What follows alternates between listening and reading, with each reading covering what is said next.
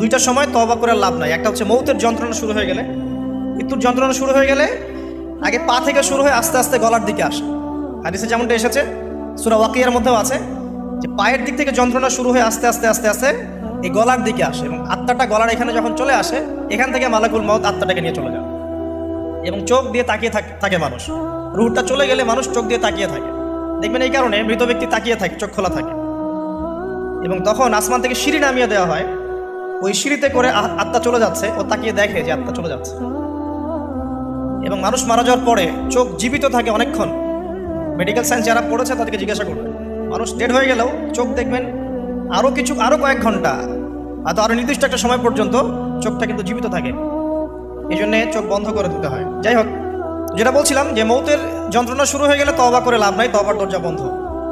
আর পশ্চিম দিক থেকে সূর্য উঠে গেলে তওবা করে লাভ নাই, তওবার দরজা বন্ধ।